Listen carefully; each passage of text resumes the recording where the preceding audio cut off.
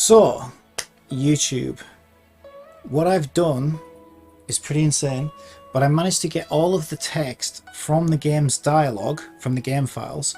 I fed it into an AI bot and asked it to generate a Genshin Impact story for me.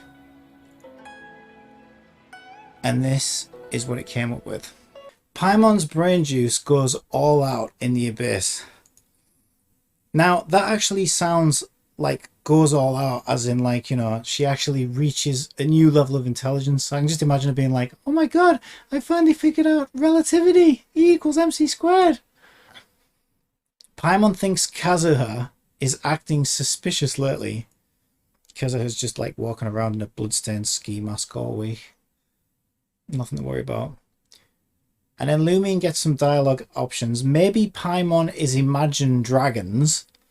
So obviously she joined the band and she's going to perform for Jeff Keighley at the next Game Awards. She'd be like, what up, Jeff? I got some music for you. Or she has the option of, yes, I think he spilt his milk. Just imagining Kazuha in like a high chair, like, ah, I spilled my milk. Pick it up for me, please. Ah. Ganyu frees Coco Goat from the latest patch notes and stares thunder. So I'm just imagining Ganyu being like, it's okay, Coco Goat. You don't have to memorize the patch notes. And she realizes she's not getting another rerun for another year, and it's just like, but you, traveler, I happened to misplace the Gnosis by the Sakura tree. Did you help us find it? What? And then Lumion gets some dialogue choices. Perhaps you use its emergency food. Just imagine Paimon going, no, I'm the real emergency food, not the Coco Goat. Or she has an option.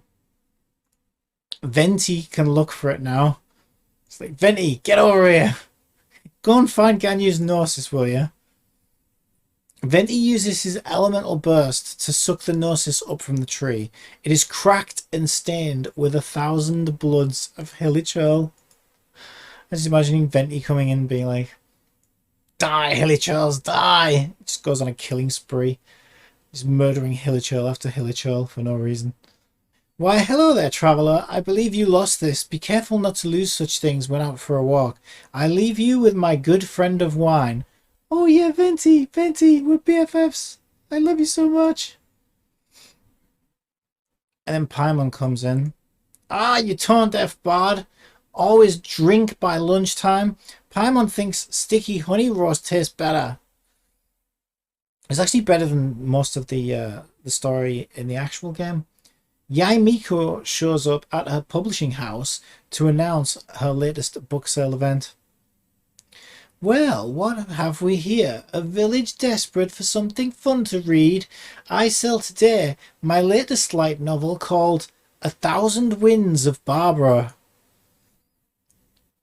Barbara's just been like eating too much chili all week, and she's just like, oh my god, I'm so embarrassed, I can't stop. Oh, and then Barbara's like, hey, I want one of those, traveller. Will you buy it for me? Lumion looks in her pockets and only finds Stardust glitter. Shrugging her shoulders, she turns to Paimon.